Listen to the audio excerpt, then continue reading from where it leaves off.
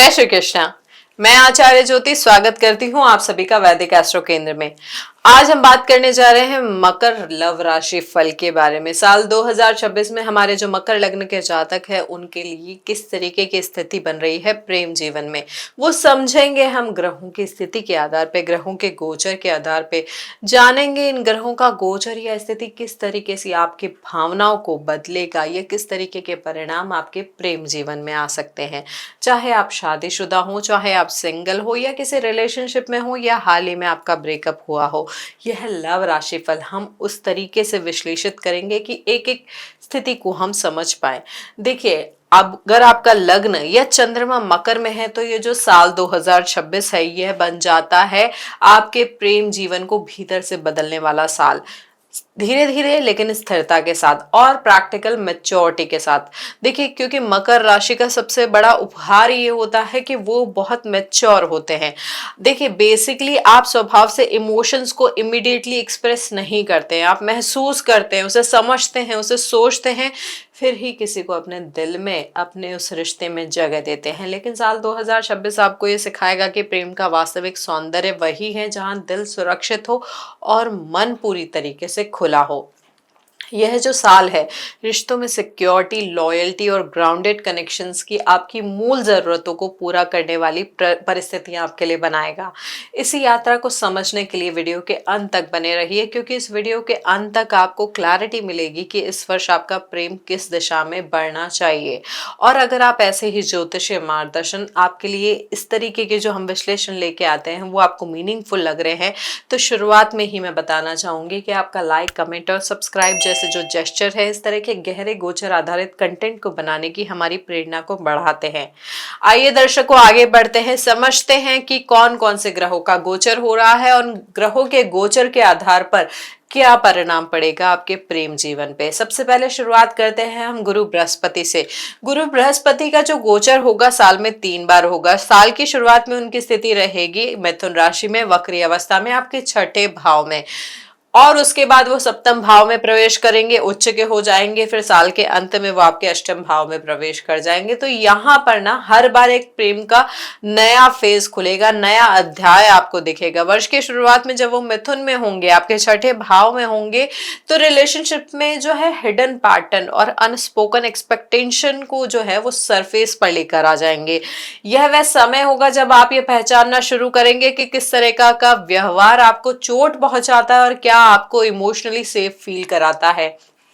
जून में जब गुरु कर्क में उच्च के हो जाएंगे, आपसे आपके सप्तम भाव में प्रवेश कर जाएंगे, तब यह जो स्थिति है पार्टनरशिप पे पूरा फोकस करेगी।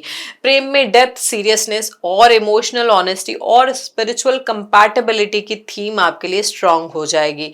यह वह ट्रांजिट है, यह वह गोचर है जहां कमिटमेंट की एनर्जी अपने पीक पर पहुंचेगी। अक्टूबर में जब गुरु सिंह में प्रवेश करेंगे आपके आठवें भाव में, तो यहाँ पर प्रेम को कार्मिक, ट्रांसफॉर्मेटिव और सोल बाइंडिंग वाली स्थिति ये बना देंगे, जैसे कोई रिश्ता आपकी लाइफ का एक मेजर टर्निंग पॉइंट बन जाए। इस तरीके की स्थिति ये गोचर क्रिएट कर देगा।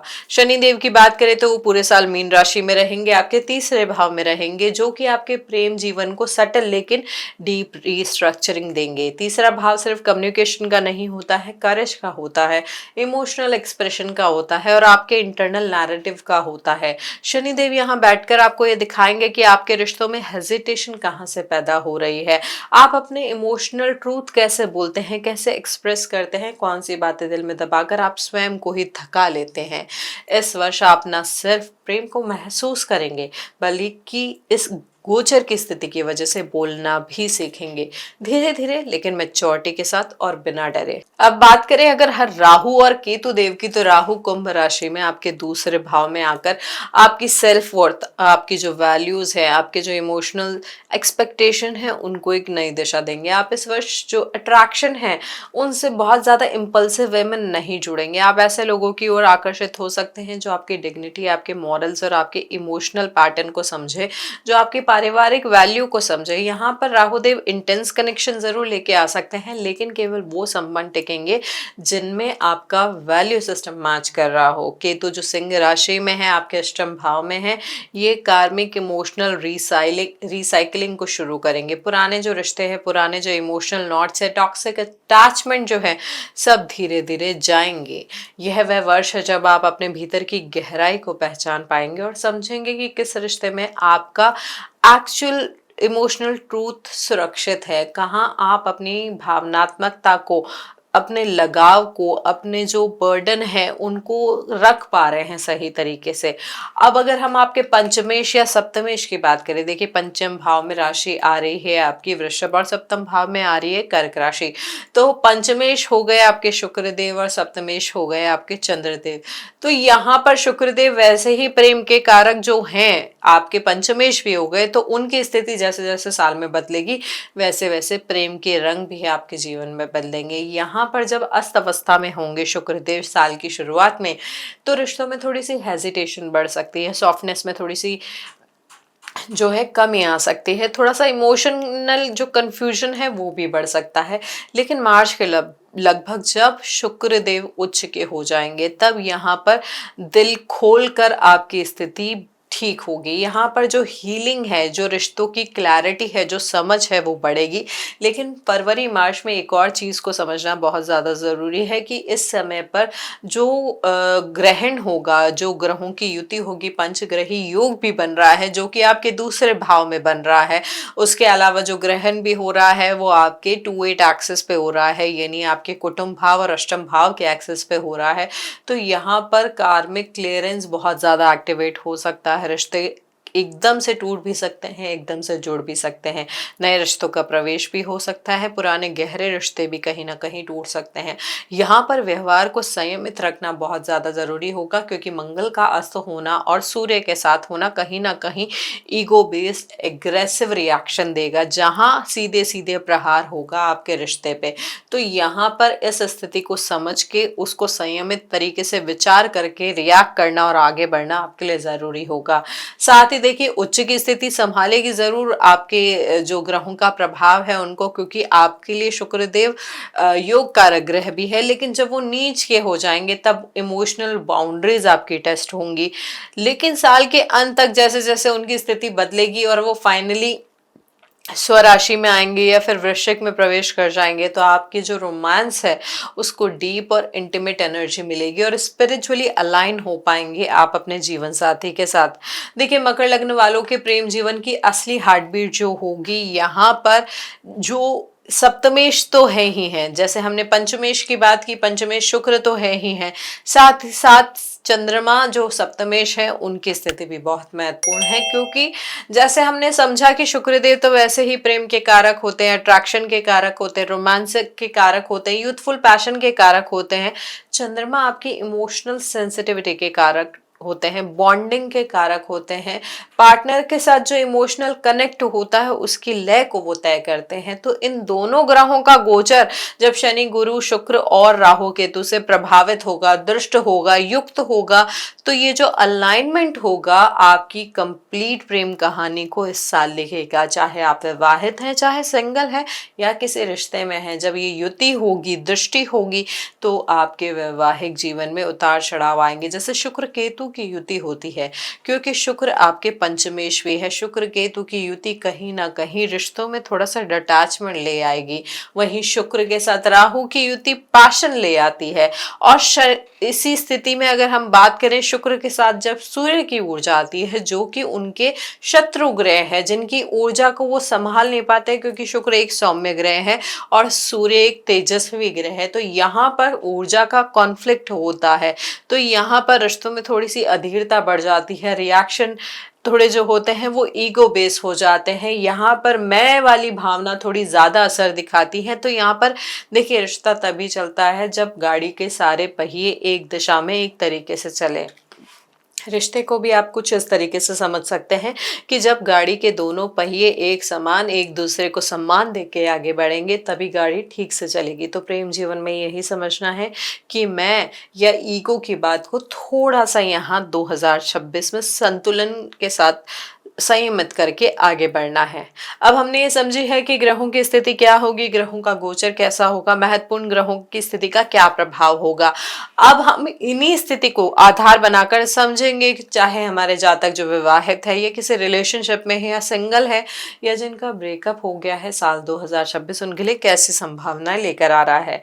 जो हमारे विवाहित मकर जातक हैं उनके लिए विवाह जो ये रिलेशनशिप है उसको एक नए लेंस से देखेंगे आप इस साल, जहां कम्युनिकेशन सबसे बड़ा हीलिंग टूल बन सकता है आपके लिए।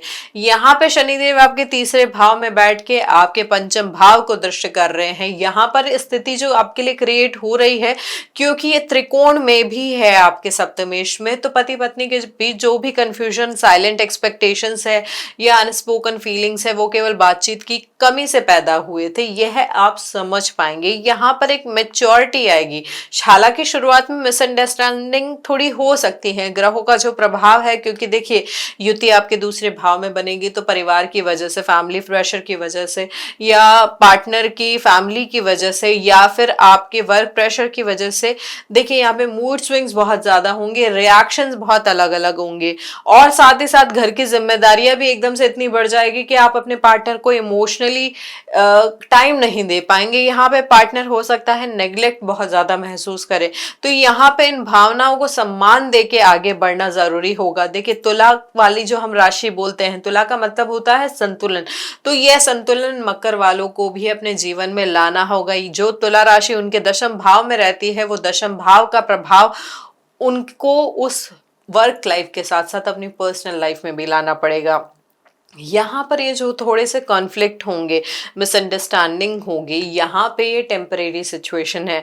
बस आपको अपनी भावनाओं को, अपनी ज़रूरतों को थोड़ा सा ओपनली होकर अपने पार्टनर के साथ शेयर करना होगा, क्योंकि सप्तमेश आपके चंद्रमा है, तो सेंसिटिविटी आपके लिए बहुत ज़्यादा एक्टिव रहेगी। कभी आपको अपने पार्टनर की छोटी सी बात भी दिल पर लग सकती है, और कभी पार्टनर का जो मूड फ्लक्चुएट हो रहा है, चाहे ऑफिस के टेंशन की वजह से, कभी बच्चों की रिस्पॉन्सिबिलिटी, कभी इन लॉस की एक्सपेक्टेशन के कारण, ये जो इमोशनल इम्बैलेंस बढ़ेगा। यहां पर आपको चंद्रमा के भाव को संतुलन देना है, यानी भावनाओं को समझ के उसे रिस्पेक्ट दे के आगे बढ़ना है। यहाँ पर सबसे अच्छी चीज ये है कि यहाँ पर सप्तम भाव में गुरु उच्च अवस्था में है, तो कोई ना कोई व्यक्ति आपके जीवन में ऐसा आएगा, घर का कोई बड़ा बुजुर्ग, जो आपको सही रास्ता दिखाएगा। रिलेशनशिप में जो छोटे छोटे कॉन्फ्लिक्ट आएंगे हमारे विवाह योग जो विवाहित जातक है उनके लिए, वहां पर यही जो गाइडेंस है आपके रिश्ते को थोड़ी मजबूती देगी। यहाँ पर समझना यही है कि इमोशनली आप एक दूसरे की भावनाओं के प्रति अवेयर हो। सामने वाला व्यक्ति क्या चाह रहा है, क्या नहीं चाह रहा है, केवल उसके अंदाजे लगाने के बजाय बैठे, समझे और बात करें, क्योंकि यहाँ पर ग्रहों का जो प्रभाव है कहीं ना कहीं किसी ना किसी रूप से थोड़ा सा भ्रम भी पैदा करेगा, तो उस भ्रम को रिश्ते के बीच में नहीं आने देना है। यहाँ पर स्टेबिलिटी जो है, क्योंकि गुरु बृहस्पति जो सबसे बड़े ग्रह होते हैं, सबसे शुभ ग्रह माने जाते हैं, वो आपके सप्तम भाव में बैठे हैं, तो वो कहीं ना कहीं स्टेबिलिटी जरूर दे रहे हैं। ये वह समय होगा जब आप अपने पार्टनर के साथ इमोशनली कनेक्ट फील कर पाएंगे, थोड़ा ज्यादा और क्लियर हो पाएंगे रिश्ते को लेके। जहां पर पहले इनसिक्योरिटी दिख रही थी, थकान दिख रही थी उस रिश्ते के बोझ की, जहां पे आप बार बार अटेंशन मांग रहे थे कि मुझे वो अटेंशन दीजिए जो मैं डिजर्व करती हूँ या करता हूँ, यहाँ पर गुरु के प्रभाव से थोड़ा सा स्थिति इंप्रूव होगी। यहाँ पर जो आपका मैरिटल अफेक्शन है, इंटीमेसी जो है, दोबारा रिवाइव होगी। यहाँ पे पॉसिबिलिटी ये भी है कि अगर आप कोई छोटी यात्रा करते हैं या क्वालिटी टाइम स्पेंड कर सकते हैं अपने पार्टनर के साथ उस यात्रा के माध्यम से, तो भी आपका इमोशनल बॉन्ड जो है वो स्ट्रांग होगा। वर्षांत में राहु जब आपके राशि परिवर्तन करेंगे, आपके लग्न में आ जाएंगे, तो यहाँ पर जो स्थिति है और इम्प्रूव होगी आपके लिए। थोड़ा इल्यूजन जरूर आ सकता है, देखिए, क्योंकि राहु देते ही स्थिति ऐसी है, वो भ्रम देते हैं। चाहे अब वो लग्न में आ गए हैं तो व्यक्ति का ऑरा जरूर मैग्नेटिक होगा, व्यक्ति अपने प्रभाव से चीजों को समझाएगा, समझने लगेगा, दूसरों के ऊपर अपनी पर्सनालिटी का जो मैग्नेटिक ऑरा जो उनकी स्थिति बन रही है, उस तरीके से वो दूसरे व्यक्ति को समझाना जरूर चाहेगा। लेकिन यहाँ पर यह भी जानने की जरूरत है कि ये टेम्परेरी इल्यूजन है, जो सही व्यक्तित्व है वो उसके आवरण से, राहु के आवरण से ढका हुआ है। उस इल्यूजन को एक ही तरीके से हटाया जा सकता है, प्रॉपर क्लियर कम्युनिकेशन रख के। तो राहु केतु की जब स्थिति बदलेगी तो यहाँ पर इस स्थिति को यानी इन भावनाओं को संतुलन देना और समझना आपके लिए बहुत ज्यादा जरूरी होगा। तो यहाँ पर वर्ष के अंत तक की अगर मैं बात करूं तो यहाँ पर आपके मैरिज में बैलेंस और हार्मनी वापस लौटेगी। लेकिन साल के अंत में क्योंकि राहु आपके लगन में आ जा रहे हैं तो थोड़ा सा रिश्ते को लेके भ्रम की स्थिति बन सकती है, तीसरे व्यक्ति के जीवन में आने की संभावना दिख सकती है। लेकिन यहाँ पर मैटर वही करेगा कि आप कितने लॉयल है, क्योंकि यहाँ पर गुरु बृहस्पति किसी न किसी तरीके से आपके लग्न को, आपके पंचमेश को, आपके सप्तमेश को प्रभावित कर रहे हैं, तो वो गलत रास्ते पे आपको जाने नहीं देंगे। अट्रैक्शन जरूर आ सकता है लेकिन उस अट्रैक्शन से वापस अपने लॉयल रिश्ते की तरफ लौटने की स्थिति ज्यादा मजबूत दिख रही है। तो अपनी भावनाओं का थोड़ा सम्मान रखें, अपने वैवाहिक जीवन को, अपने जो पार्टनर है उसको सम्मान दें, उस रिश्ते की मर्यादा का ध्यान जरूर रखें इस साल। अब वो जो जातक है हमारे जो सिंगल है उनकी अगर मैं बात करूं तो साल 2026 जो है स्लो ब्लूमिंग लव का साल हो सकता है। ये इंस्टेंट केमिस्ट्री वाला साल नहीं होगा बल्कि म्यूचुअल रिस्पेक्ट वाली लव स्टोरी का साल हो सकता है आपके लिए। राहु देव जो दूसरे भाव में आकर आपको उन लोगों की तरफ खींचेंगे जिनमें डिग्निटी, स्टेबल थिंकिंग और ग्राउंडनेस हो। यहाँ पर इम्पल्सिवली आप अट्रैक्ट जरूर हो सकते हैं, एकदम से कोई व्यक्ति पसंद भी आ सकता है जो काम, परिवार, वैल्यूज और कमिटमेंट को महत्व देता हो। यहाँ पर उस तरीके का खिंचाव उस रिश्ते की तरफ जरूर आएगा, लेकिन आप थोड़ा समय में समझ पाएंगे कि कैसे उस रिश्ते में आगे बढ़ना है, क्योंकि एक स्थिरता आपको इस रिश्ते में चाहिए होगी। देखिए लग्न का जो प्रभाव होता है, क्योंकि एक स्थिरता आपका जो बेसिक नेचर है वो स्थिरता की तरफ आपको खींचता है, और राहु देव जो दूसरे भाव में है वो कहीं ना कहीं इम्पल्सिव रिएक्शन लेके आती है, एकदम से अट्रैक्शन आता है, एकदम से वो रिश्ता छूट जाता है। तो यहाँ पे जो इमोशनल बाउंड्रीज है आप उसको थोड़ा टाइम बाद समझ पाएंगे। यहाँ पर जब गुरु की स्थिति होगी, गुरु सप्तम भाव में आके आपके लग्न को दृश्य करेंगे, तब आपको थोड़ा सा प्रैक्टिकल स्थिति समझ में आएगी। इमोशनली आप अवेयर हो पाएंगे कि जो व्यक्ति आपकी लाइफ में प्रवेश कर रहा है, देखिए यहाँ पे पॉसिबिलिटी ये भी बन रही है कि आपका कोई ऑफिस कलीग आपके साथ इन्वॉल्व हो सकता है जो आपके लिए हमेशा सपोर्टिव रहा है पहले से, या कोई ओल्ड फ्रेंड जिसके साथ आपकी बातचीत दोबारा शुरू हो गई है, या कोई ऐसा नया कनेक्शन जिसकी मैच्योरिटी आपको कंफर्ट देती है। तो ये इस तरीके के रिश्ते जो हैं गुरु के उच्च होने के बाद आपके जीवन में प्रवेश कर सकते हैं। यहाँ पे बस यही समझ के चलना है कि स्थिरता कैसे देनी है, क्योंकि कंपैटिबिलिटी किस तरीके की है, रिश्ता रिस्पेक्टफुल है या नहीं, यहाँ पर यह समझ के आपके लिए आगे बढ़ना जरूरी होगा। वर्षांत तक कमिटमेंट की शुरुआत आपके लिए अच्छी हो सकती है जब दोनों ही आप एक साथ फील करेंगे कि रिलेशनशिप में आदर और भावनात्मक सुरक्षा मजबूत हो रही है। अब हमारे वो जो जातक जो मकर जातक जो रिलेशनशिप में है उनके लिए साल 2026 इमोशनल ऑनेस्टी का साल हो सकता है। यहाँ पर ग्रहों की स्थिति कहीं ना कहीं कम्युनिकेशन को फिल्टर जैसा कर दे रही है। जो बातें अनकही थी वह अब सामने आ सकती हैं, जो बातें रिश्ते के बाहर से डिस्ट्रैक्टिंग थी वो हटने लगेगी। यहाँ पर शुक्र की स्थिति बहुत मैटर करती है क्योंकि वो रिलेशनशिप के कारक है और पंचमेश भी है। तो यहाँ पर उनकी स्थिति, क्योंकि साल की शुरुआत में ग्रहों की, महत्वपूर्ण ग्रहों की युति हो रही है, तो यहाँ पर उस रिश्ते को लेकर ओवर थिंकिंग बहुत ज्यादा बढ़ सकती है। आप पार्टनर के छोटे छोटे जेस्चर को हो सकता है एनालाइज करें कि इसने मेरे लिए क्यों किया, क्या इसके पीछे इसका इंटेंशन है, या कोई भी छोटी बात आपको गहरी लग सकती है, या उसका जो रिएक्शन है वो एकदम से आ सकता है। यहाँ पे आप पार्टनर से डिस्टेंस भी बना सकते हैं। आपको ऐसा महसूस होगा कि आपकी जो प्रायोरिटी है उन व्यक्ति के जीवन में कम हो रही है, लेकिन इस समय का उद्देश्य आपकी इमोशनल फाउंडेशन को साफ करना है, स्थिर करना है, ताकि रिश्ता सतही ना रहे बल्कि ग्राउंडेड हो पाए। तो यहाँ पर रिलेशनशिप के संदर्भ में महत्वपूर्ण स्थिति और आपके लिए तब क्रिएट होगी जब गुरु उच्च के हो जाएंगे। तो यह स्थिति आपके बॉन्ड को स्ट्रॉन्ग करेगी और तब क्लैरिटी भी आपके रिश्ते में आ पाएगी। आप इसको इस तरीके से समझ सकते हैं कि हो सकता है कि पार्टनर आपको अपने फैमिली में फॉर्मली इंट्रोड्यूस भी करें। किसी लॉन्ग टर्म प्लान पर बात होना या किसी चल रहे कॉन्फ्लिक्ट को पूरी तरीके से मैच्योरली रिजॉल्व करना भी यहाँ पे गुरु के उच्च होने का परिणाम आपके जीवन में आ सकता है। यहाँ पर जब वर्षांत की हम बात करें तो यह समय होगा रिश्ते को डेप्थ में लेके जाने का, यह रिश्ते को ऑफिशियल बनाने की संभावना भी लेकर आ सकता है आपके लिए। और इमोशनली आप इस समय सिक्योर भी बहुत ज़्यादा फील करेंगे। तो साल 2026 में जो जातक रिलेशनशिप में है उनके लिए स्थिति काफ़ी चेंजेस लेके आएगी। बस संयम के साथ रिश्ते में आगे बढ़ना है, इम्पल्सिवली रिएक्ट नहीं करना है। अब हमारे वो जो जातक जो ब्रेकअप से गुजर रहे हैं, साल 2026 आपके लिए इमोशनल डिटॉक्स का साल हो सकता है। देखिए, यहाँ पर जो ग्रहों की स्थिति है, कहीं न कहीं आपको सच्चाई बोलने की, जो आप अब तक बातें नहीं बोल पा रहे थे, उनको बोलने की सामर्थ्य देती है, शक्ति देती है। आप समझेंगे कि ब्रेकअप सैडनेस या लोनलीनेस के कारण नहीं हुआ है, बल्कि इसलिए क्योंकि रिश्ता आपकी इमोशनल नीड्स को फुलफ़िल नहीं कर रहा था। आप रिश्ते में कहीं थे ही नहीं, उसे समझ ही नहीं पा रहे थे। यह वह वर्ष होगा जब आप अपनी ही आवाज़ को सुनना सीखेंगे, जैसे महसूस करेंगे कि कहीं आप ही बहुत ज़्यादा कॉम्प्रोमाइज़ तो नहीं कर रहे थे, या कहीं पार्टनर सच में आपके लिए उपलब्ध था भी या नहीं। केतु अष्टम भाव में पुराने इमोशनल नॉट्स को खोलते हैं, जैसे किसी टॉक्सिक अटैचमेंट को ख़त्म करना, किसी कार्मिक कनेक्शन को स्लो कर देना, या उन बातों को साफ कर देना जिन्हें लेकर आपका मन सालों तक भारी रहा है। तो यहाँ पर ग्रहों की स्थिति बीच बीच में आपके जीवन को प्रभावित करेगी। हो सकता है साल के बीच में जब शुक्र देव की स्थिति ग्रहों से प्रभावित, तो शुक्र शनि का जब योग होगा, शुक्र केतु का जब योग होगा, या शुक्र राहु का योग होगा, या यहाँ पे जब वो वक्री अवस्था में आएंगे, तो हो सकता है किसी म्यूचुअल फ्रेंड की वजह से या किसी शेयर्ड प्लेस को देख के आपके इमोशंस वापस उस तरफ जाए।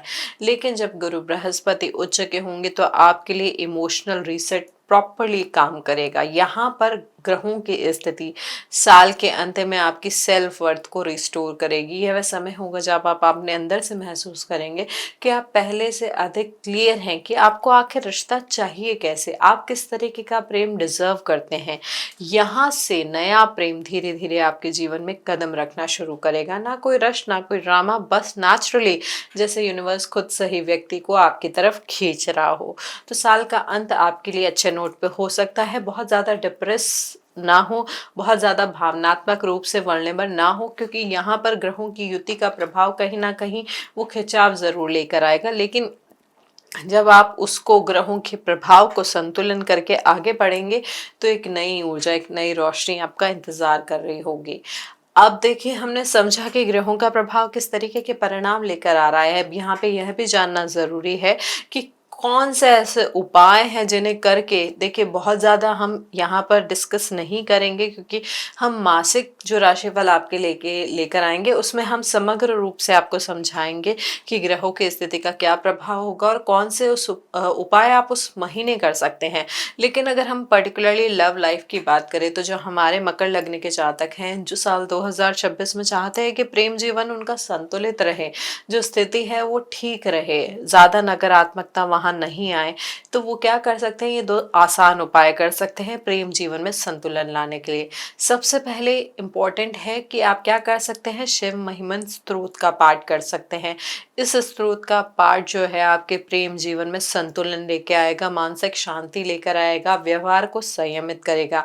साथ ही साथ आप दुर्गा माता की आराधना भी कर सकते हैं। तो जो थोड़ी परेशानियां दिख रही हैं, उनमें भी वो माता रानी के आशीर्वाद से संतुलन आएगा। तो ये जो 2026 का साल है हमारे मकर लग्न के जातकों के लिए, उनके लिए प्रेम केवल एक भावना वाला साल नहीं रहेगा। ऐसा नहीं होगा कि वो केवल एक भावना है, लेकिन यह जो स्थिति है साल 2026 की, एक तरीके से आपके प्रेम जीवन में इवैल्यूएशन लेकर आएगी। आप अलग ही तरीके से बदलेंगे। यहाँ पर शुक्रदेव अट्रैक्शन का रास्ता दिखाएंगे, चंद्रमा इमोशनल लैंग्वेज जो है उसको समझाएंगे कि किस तरीके से व्यवहार करना चाहिए, किस तरीके से अपनी बात रखनी चाहिए, अपनी भावनाएं रखनी चाहिए। शनिदेव आपको सेल्फ वर्थ और बाउंड्री को मजबूत करना सिखाएंगे, और गुरु प्रेम को उसके सबसे प्योर और सबसे स्टेबल रूप में आपके जीवन में लेकर आएंगे।